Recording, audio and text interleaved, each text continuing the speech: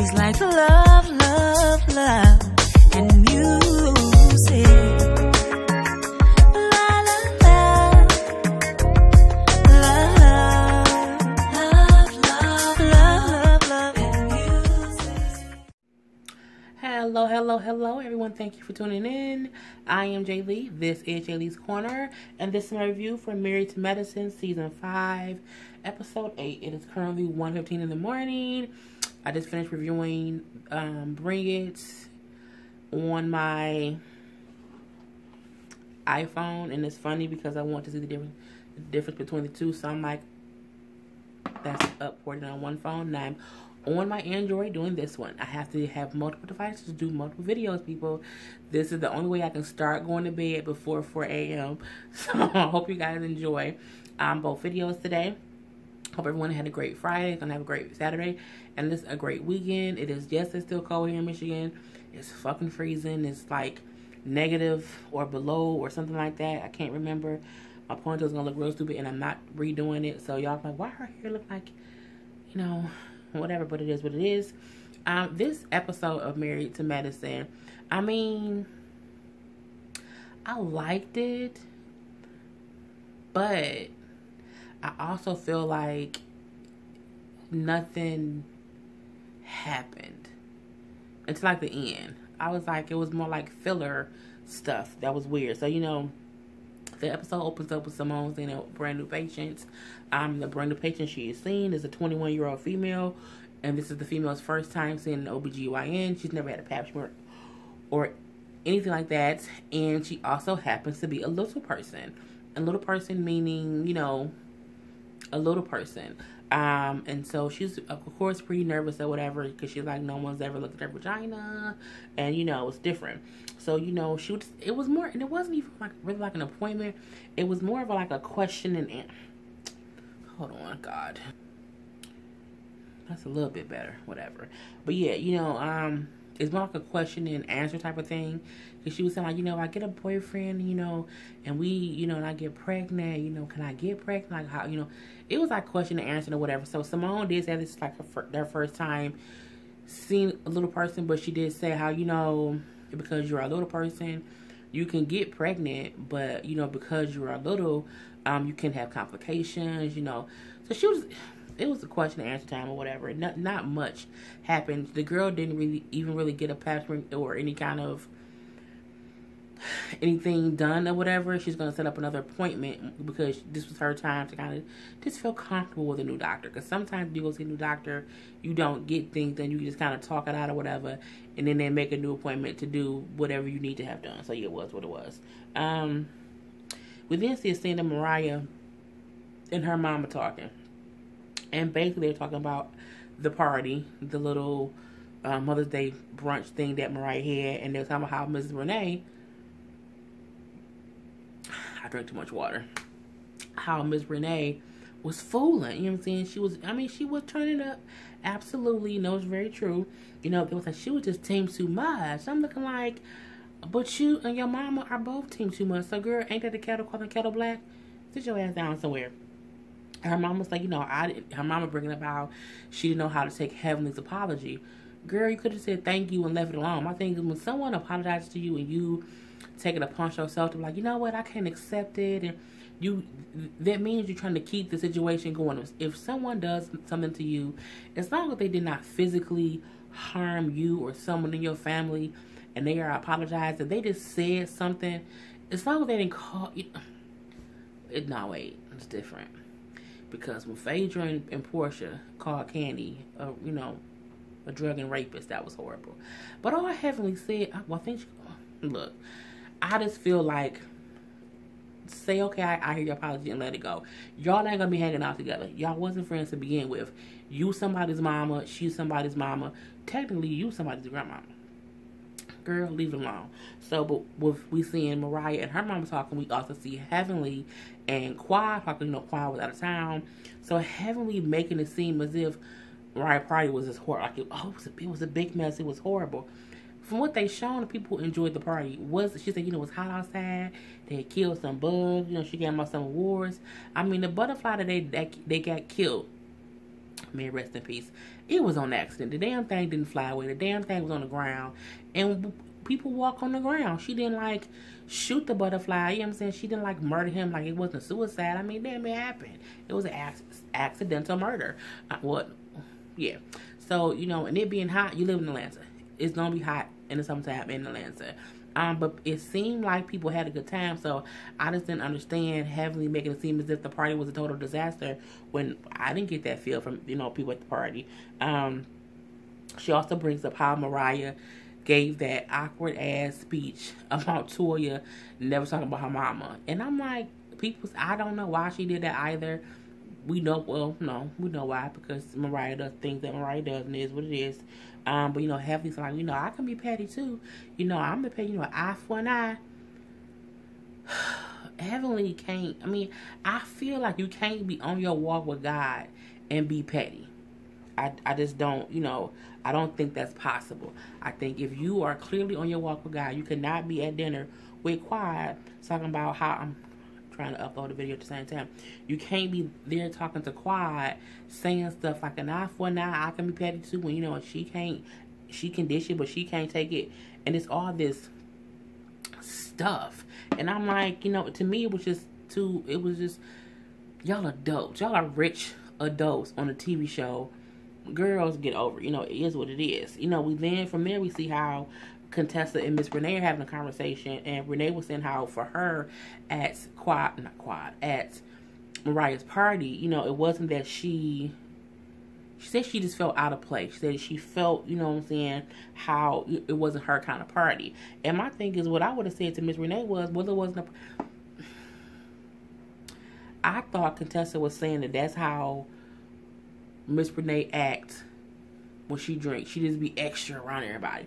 But from this scene, it seems like Miss Renee was drinking because she did not like the element that she was around. And while I can kind of understand that, I also feel like, why would you want to embarrass Contessa, who brought you there? I think that part to me was stupid. And because I was just, y'all know I'm trying to upload a video at the same time. So, yeah. But yeah, I just didn't understand why she was just acting like, well, yeah, you know, I felt out of place, and, you know, it was a different kind of party, so that's why I was drinking, and that's why I was being extra. And, you know, Contessa saying, well, you know, I feel like I was mortified by how she acted, because she was saying how that's not how Miss Renee act around them, even in social settings. So she said for her, she felt mortified, and, you know, how she felt like she needed to redeem herself and also Miss Renee to the other ladies, because she wants the other ladies to come around and she wants to be friends with them. But it's like, if my nanny turned up and acting crazy and calling me black doctor bitches, they might not want to, you know what I'm saying, come around and hang out with me, and I can't have that.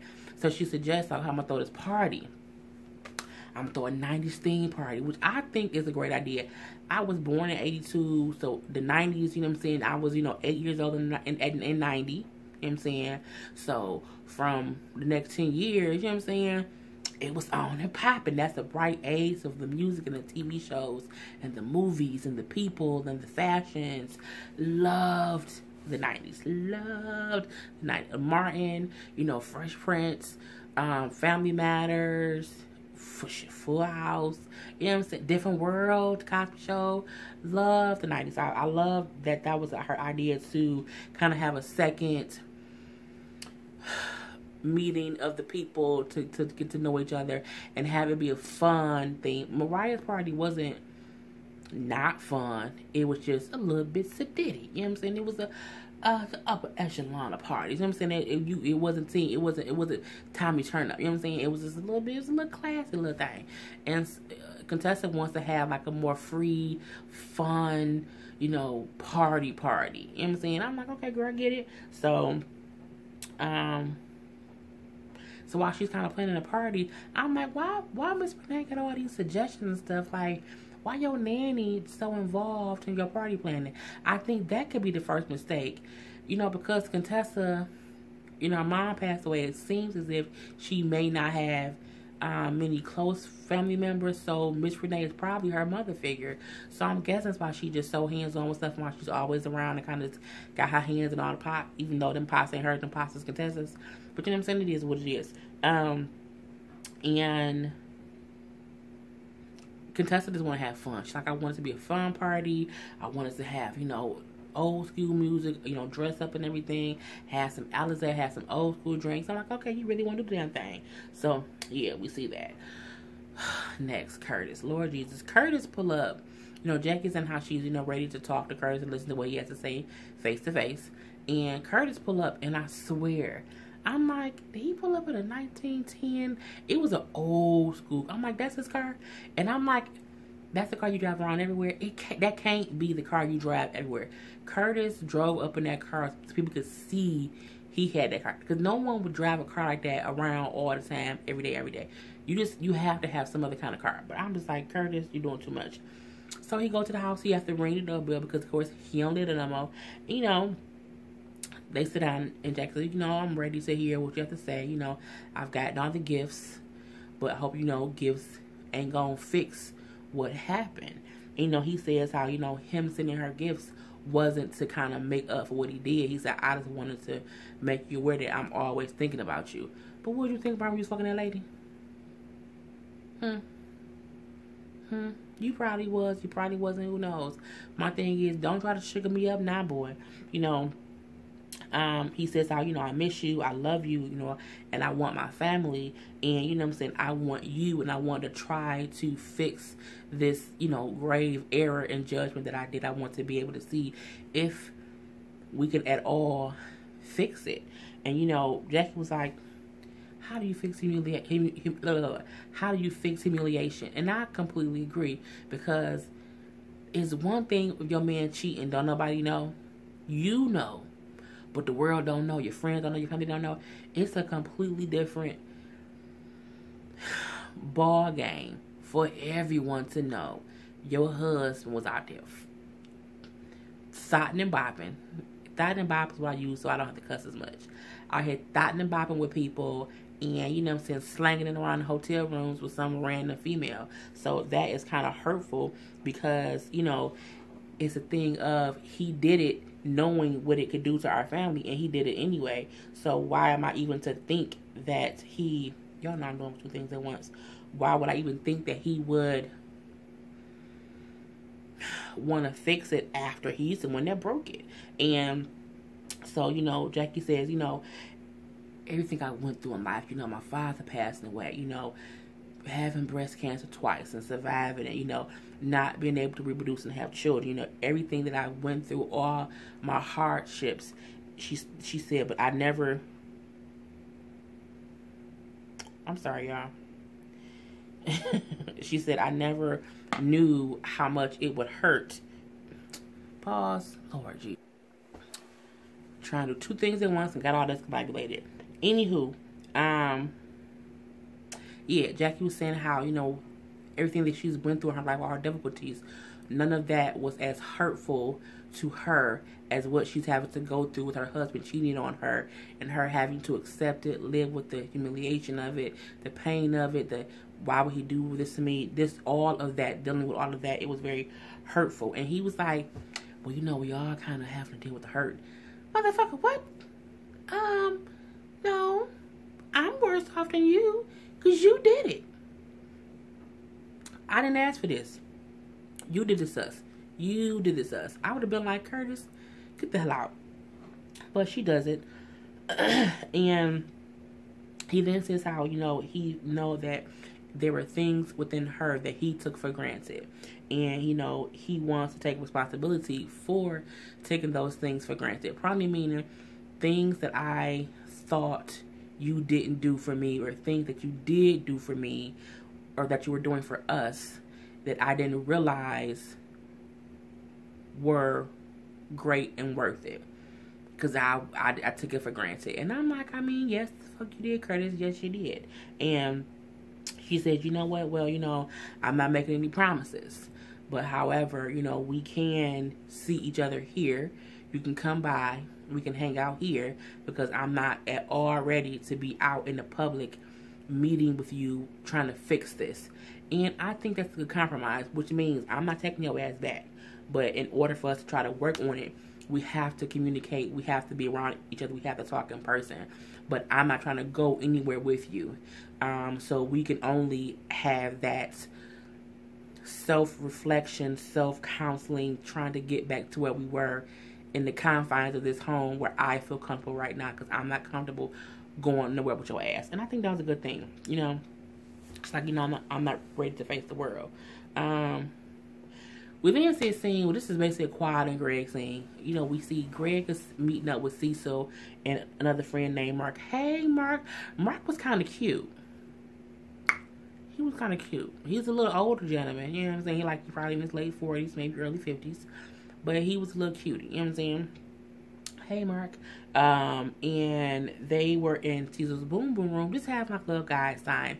So while Greg is there talking with Cecil and Mark, we then see Quad, who's meeting with her friend. What's her friend's name? I don't think I wrote the girl name down. Emily, some white girl. And so, you know, it's her. I think it's. Let me not go there. No, I will. The girl sounded like Kim to me, and I don't like Kim Zolciak, and she sounded like Kim. So for that reason, I ain't like her, because her voice. I was like, why me with Kim Zolciak? But it wasn't her. It was somebody else. So. Anywho, so we see how Greg is talking to Cecil and Mark, and he's basically saying how, Cecil brought up how he is joining this. Well, he's on this investment venture. He's in a what's it, an investment? Yeah, like a new business venture, some app where, you know, if you need like work done around the house, if you need to schedule some kind of work, you can go to this app and find someone to come to your home and do it. Hell, I need that, because the light in my hallway has been out for at least a year, solely because I don't use it. Well, I forgot it was out for one. I'm too short for two, and when I do have people over that can change it, I don't even think about it. So it's funny. But yeah, I would use that. But Greg was like, hell, I need that too, because Quad always complaining about how I don't take the trash out. He like, but if I don't take the trash out, how does she think it get to the curb?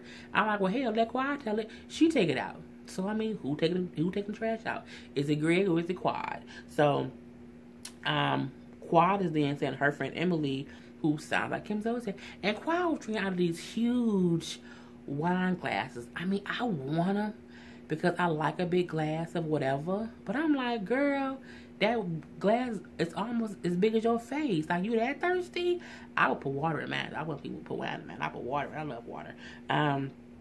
So Quad is saying to Emily how her and Greg going through it because Greg won't listen, you know. But my thing is, Quad is always able to expressingly tell any friend of hers her issues between her and Greg. But when she talking to Greg, she gives such vague issues. I need love. I need attention. But she don't. It's weird, because I'm like, when she's talking to her friends, that's how she should be talking to Greg. But when she talk to Greg, she don't do that. She like, girl, I was like, you don't communicate. Your ass can't even talk. So of course he can't listen. So what's the difference? And I also feel like, as a married person, you can't keep telling multiple people issues about your husband and your marriage if you can't say them same things to your spouse. And I mean that for men and women. Because as we see Quiet and talk to Simone, she can talk to Jackie, now she can talk to Emily. And the things that she said to these three women is not anything that she has eloquently said to Greg. And that's what gets Greg pissed off. You know, and Greg was saying how, you know, when him and Quiet be having disagreements or whatever, he argue kind of as a last resort because he'd be so frustrated. And at one point, Cecil asked him, because Greg said, you know, she just says how, you know, she does not feel emotionally supported. And then he said, well, did she tell you what she need? Like, did she give you, like, examples? And he was like, no, you know, and I get mad, and then I do start to yell. He like, but it's my last resort because I'm just so frustrated. And it's not right, but I get it, because it's a thing of, you won't tell me how to fix it or what's really wrong. Like, you telling me the house is hot. I mean, but is the house hot because it's on fire? Is the house hot because the oven on? Is the house hot because the shower is on and it's the hot water, so all the stain that made the house hot? Like, what do you want me to do? Let me know what I need to fix, because I can't just go around the house looking for shit to fix. If you know what's wrong, tell me. Say, Greg, the goddamn house on fire. Okay? While you in the bathroom looking for the damn hot water, don't do that because the kitchen on fire. You know what I'm saying? It's that kind of thing. So, what else did they talk about? You know, Tisa brought up how him and Simone also has issues too, but he was saying how, you know, you two have to just be willing to do the work and to work on it. And then we see Quad inviting, you know what I'm saying, the Emily girl to Contessa's 90s party. And I don't know why, because I'm like, does Quad just need someone to shoot scenes with? And that's why they got this random lady on here? Because I was thoroughly confused. Because I'm like, nobody else brings random friends around like that too much unless they're going to be on the show. And I'm like, is she a show person? But, you know, I don't know. Who knows? It is what it is. What else did we see? It was a little scene with Jackie and Simone where, you know, we see that Jackie's lookbook that she did, I think it was last season, where she had, you know, the supporters of the breast cancer, survivors of breast cancer who took photos, but then also people who are supportive of people with breast cancer and things like that. So it was a really pretty lookbook. We had, I know Toya was in it, they showed Quad was in it, Simone was in it, because they were ones there who took the pictures or whatever. It was really cute. You know, she tells Simone how Curtis came over, how they had a conversation, but she also brings up how she didn't like how Curtis said how they both are dealing with this situation, how it was hard for both of them. It's like, I didn't like how he said that. And Simone kind of said something that kind of did make sense. She said, well, he is also dealing with it, even though it's his fault. She said, if you think about it, no one is saying to him, I'm so sorry to hear about what's happening in your marriage. Because no one can say that to him because he caused it. So, whereas everyone is comforting Jackie, making sure Jackie is okay, it's a thing of, is anyone even talking to Cecil, Jesus Christ, to Curtis about if he's okay? Because at the end of the day, he did make a mistake. He did fuck up. And even though a person purposely fucks up, it doesn't mean that they don't regret what they did and they are hurt from the mistake they made. You know what I'm saying? So I got what Simone meant by that, saying in his own way, he is also hurting from this because he fucked up. And he fucked up and realized he fucked up, which is going to be painful because you don't know if your wife going to forgive you. You have to just live for what you did. So I like that too. You know what I'm saying? So it was what it was. But Simone does say how she says she felt like it's right for Jackie to not just divorce him. You know, it's okay for her to want to fight for her marriage, but they've been married for a long ass time. And, you know, it's okay for her to try to give her marriage a try before she ends it. A lot of people get married and they be like, if he cheat, I'm done. You say that, but it might not be true. Some people it is true. Some people it isn't true. But sometimes you put in so much years and love or whatever into it, there's nothing wrong with not instantly walking away if it's not a mistake your husband or wife has consistently been making and they're not consistently cheating. So I thought that was cool. Contessa's party. You know, we see Miss Renee already on one and the damn party ain't even began. All we see is, you know, Contessa dressed up as Aaliyah. We have her husband dressed up as R. Kelly. I thought that was hilarious, Kay. I mean, y'all couldn't do Aaliyah and Dame Dash. Y'all had to do Aaliyah and R. Kelly. Because y'all know R. Kelly was with that girl when she was a kid and he was a grown ass man. I was like, man, it's just inappropriate. Anywho, so yeah, they like getting ready for the party, and Contessa, you know, she went outside and she was asking Miss Renee who was on the fucking nanny. Miss Renee against the nanny. And she asked her, hey, can you feed the kids? Now, as she said later on, maybe she said it in a tone that Miss Renee didn't like. I didn't hear it in any kind of weird tone. Miss Renee just was on one. And she like, I'm tired of this. I'm so mad. So just like, what's wrong? Like, what's going on? And she trying to figure out what's wrong, and Miss Renee like, I don't want to do this. I'm like, what the fuck is wrong with Miss Renee? And so I say, you know what? It's okay. You can go ahead and go. Let's go ahead and go. I'll take care of the kids. It's fine. And my thing is, I feel like no matter how close you are with your nanny, it's still a level of, I'm your boss. You can't just be cussing me out because you're having a bad day. You know what I'm saying? At least say to me in some kind of nice way, hey, you know, can I go? I'm not having a good day. I shouldn't be around the kids. But she was like, nah, fuck this shit. I'm tired of this shit. And then she like threw something at Contessa. And Contessa like, did you just throw something at me? You don't like it? You don't like it? Fuck it. I don't care. I don't give a fuck. I'm like, is she drunk? Like, was she drinking on the damn tequila or the Patron or the Alizé? Like, what's going on here? So Contessa like, Miss Renee, go ahead and leave. Just leave. Don't even worry about this. Leave. And I'm like, what the fuck? It was so confusing because I'm like, I don't know what just happened. I don't know what just happened because all she did was ask her nanny to feed the kids. And I think that's the nanny job. But, what I'm saying, it is what it is. And, we then have the whole little party. So, the party to me, Contessa, they're all dressed up. I felt like Quad was not the 90s. I felt like Quad just wanted to show off her body. And she put on a fanny pack with some swim pants and a crop top. It was what it was. I liked Simone in the Fresh Prince of Bel-Air jersey, and her husband also came, in a little jersey or whatever. Jackie, I loved her outfits. Heavenly as Pepper from Salt and Pepper. It was just really cool. It was fun. I liked that because it was fun. But it was funny because Eugene came in, and so he looked and she was like, is that a North Carolina jersey? Are those new Jordans? I know you went over budget. The budget $150, and I know it was more than $150. Eugene said, your budget $150. I can spend whatever I want. I'm looking like, Eugene. But I mean, I think he was joking, but I'm like, if he meant that because to make the money, that was petty. But you know what I'm saying? It was what it was. We see how Mariah is also there. I don't know what Mariah came dressed as. The same way I know what Quad came dressed as, but it is what it is. But anyway, when Quad comes in, Mariah did say, yeah, happy belated birthday. And it felt like Quad was just burning her lips to even try to say thank you. But she said, oh yeah, I'm sorry I missed your party. Yeah, what it is. Look, I need these two to get over it, point blank and period. What else happened?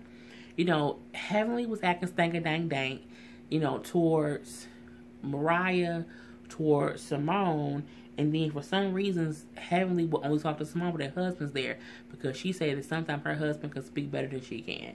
And Simone just says how since the whole voodoo store thing, Heavenly has not been as friendly as she usually is. Heavenly husband says how her walk with God is really close to her, so maybe her being at voodoo shop affected her or whatever. And she then goes on to say herself, I'm just on this walk with God, and it really hurt my feelings when you said that I need to do better, as if I'm not on this walk with God. And she's like, and I know I'm not perfect, but I do always love you. It was a cute little sappy scene. They hugged it out. It was cool. Even Simone and Cecil hugged it out and kissed, and it was so loving and so touching. It was beautiful. What else happened? That was it. They hugged out, and it was what it was. We see Contessa talking to the ladies about Miss Renee, saying how she just had this big blow up, and she didn't know what was wrong, and then Quad was like, well, what? Like, can you not find any other help? Like, why do you keep dealing with her? Like, because she's crazy. And she was like, I don't have a mom. I don't have any grandparents. And it's hard to find someone you trust to watch your children. She was like, so, she typically is a really good nanny, but it's been a whole bunch of craziness, and that's why I'm sitting right up right now, drinking out the bottle of this Alizé bottle. She would really drink out the bottle of this dang on Alizé. I was just like, girl. So we see Quad trying to make somebody some drinks, and they was like, what a good liquor at. She said it was a 90s party, and some of this nice liquor y'all been drinking now wasn't at the house parties in the 90s. She stayed true to the theme, but she did say, but if y'all bougie people want some Patron, I got some Patron in the house. And then for some reason, Mariah was thinking that Contessa was talking about her when she kept saying bougie. And I'm like, but she ain't talking about you or talking to you. She talking to them about just them wanting different kind of liquor. And she's like, is she trying to say that my house party was bougie? It was. Let's call it spade a spade. It was what it was. And then from there, Simone and Mariah is talking. And Simone like, well, if you're wondering, go ask her. And like, look, don't talk about over here. Go over there and ask her. She then said, well, she's like, no, I'm not gonna do that because she dressed up like a gangster and I don't want to get beat up. But it was a joke. But Simone then brings up the whole, but at your party you did, give out them awards, and then you did get that weird speech that we thought was a shot at Heavenly. And Mariah playing Dumb Dumb Diddy. Like, what? I wasn't talking about Heavenly. Who thought that? Ain't nobody think that. That wasn't what I was. And she's like, and that ain't what Heavenly thought. I'm like, now this is the part where I say Mariah is full of shit. She know damn well what she said was geared towards Heavenly. And if she, even if she did not purposely say it to Heavenly, she had to know after she said it, damn, that can be geared. You at some point had to realize you can't act like it had nothing to do with her. Girl, bye. Okay, you can't even fake that funk. So then, from there, we see Simone like, okay, everybody, gather around. So she brings all the children to the playground. You know, they all come around. And then she brings up, at Mariah party, Mariah gave out some awards, and she gave an award to Toya, and she said that Toya ain't never talking about her mama. And I'm like, Simone, why would you do that? Simone then said her confessional, you know, I had a couple drinks, it was what it was, I was trying to do, I don't know what it was. You know, Mariah's upset, she said, like, you know, it's sad, I can't even do nothing nice, you know, give out awards, and then Heavenly like, well, you a lie, because Mariah was saying that what she said wasn't geared towards Heavenly. Heavenly like, you know, you a lie. We all know you're a liar. And then Mariah was like, you know what I'm saying?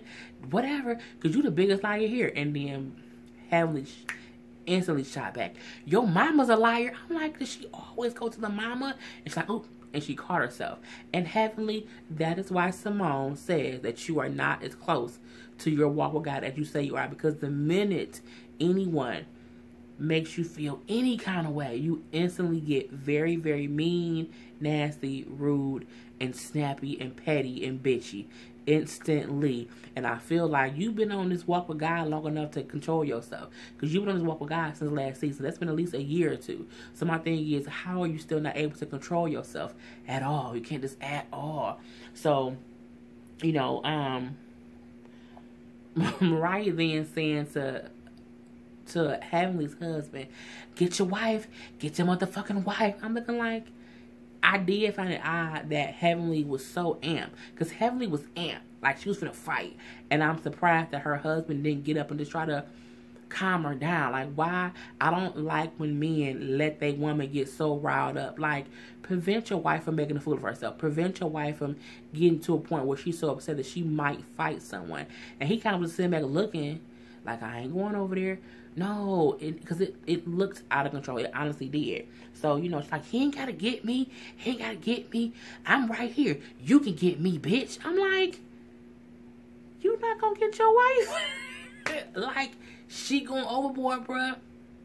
You should get her. You know, Simone saying how, you know, they all felt the comment was shady and was towards Heavenly. And Mariah still saying, well, that ain't, you know, when she said the thing stuff about my mama, y'all didn't feel anything then. And I get what she meant by that. How y'all mean my comment was a little bit shady, but what she said about my mama, y'all had no reaction to it.